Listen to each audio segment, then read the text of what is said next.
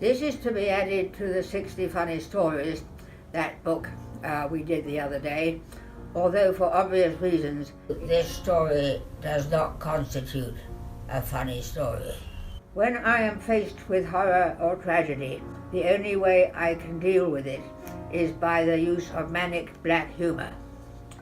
My beloved common-law husband, Harry Hobbs, nicknamed Peachey because he reminded me of a peach, died 2 days ago of untreatable pneumonia, just turned 75 years old. He was resistant to all antibiotics, as he had been ill with grade 4 emphysema since 2003. He and I had a perfect relationship, and we had been together since 1977. We first met in the following circumstances in a hotel in Brighton. A man was due to have dinner with me. He got cold feet. He rang Peachey up and said, "I've got to meet a woman for dinner tonight, but I haven't got the stamina to meet her by myself. Will you come and give me some support?" Peachey obliged. He brought me some flowers, and it was love at first sight. Peachey was beautiful. He had fair hair and big blue eyes. He was a perfect gentleman in every sense of the word, and not once did we quarrel. He took me to every place I wanted to go to, including Marseille, my favourite place, where I like to swim backwards and forwards across the harbour, much to his consternation. Peachey was a Cornishman and was proud of it. He was born and bred in Loo. He was a keen sailor, a man of the sea. He refurbished several Cornish luggers single-handed, one of which was sailed across the Atlantic. He called it the Eleanor B. Despite his Cornish roots, Peachey lived in Bristol in a beautiful cottage, which he refurbished and built up from practically nothing. He did the same thing to several cottages in Bristol. Before he moved to Bristol, he lived in Brighton, where he completed an honours degree in fine arts. After that, he worked for a firm of antique dealers as an artist, designer and craftsman. Due to my love of the macabre, I bought him a second-hand Austin hearse to carry his things in. I preferred to drive the hearse myself, and I reached speeds of 100 miles an hour in it. Much earlier in his life, Peachey served in the Navy due to his love for the sea. I'm afraid I don't know the details regarding his service.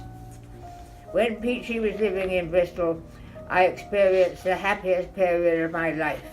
I stayed with him for long weekends where I did most of my writing and watched my favourite videos. I also got to know Peachey's son, Gareth, who had gone to live with Peachey after a horribly abusive childhood. Peachey's wife, Gillian, left Peachey when Gareth was 2 years old. Gareth was raised by Gillian and his singularly unattractive stepfather, whose name was Martin Michael Hurls. Hurls was nearly always drunk, was unkind to Gareth, and beat him savagely, even when he did not deserve it. Gillian only stayed with Hurls because he was a bloody good fuck. Now we come to Peachey's heartbreaking end.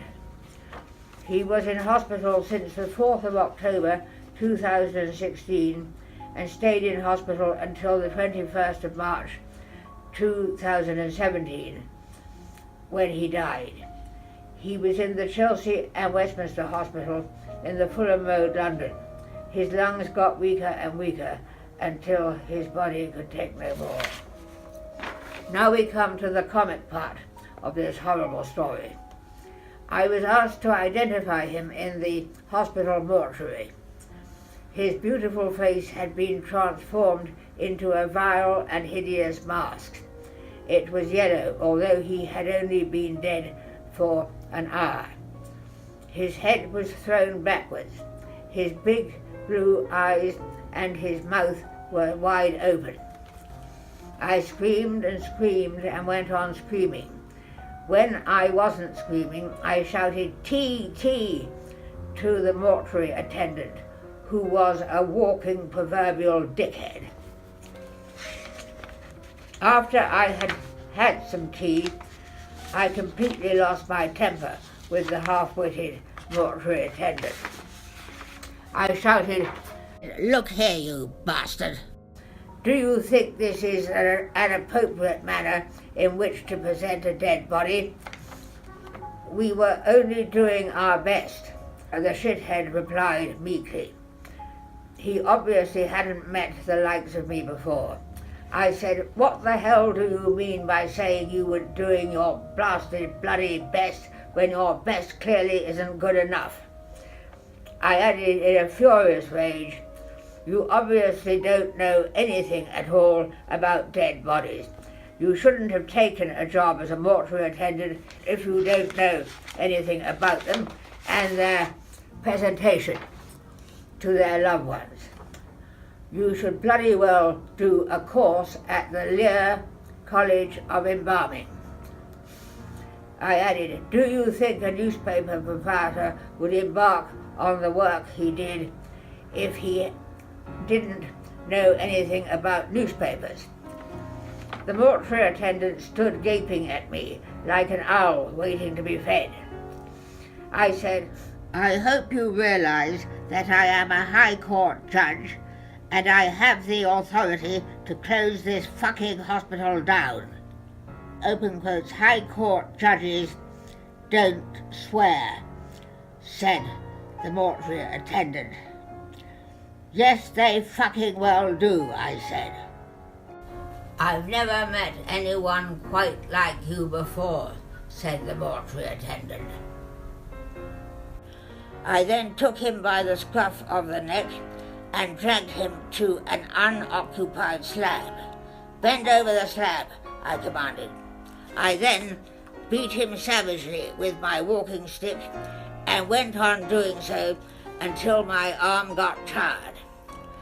So inane was he that he failed to react at all.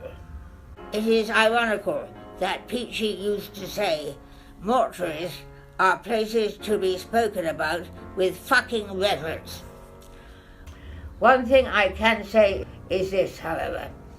I know my beloved Peachey was watching the scene from above and was laughing his head off. God bless him.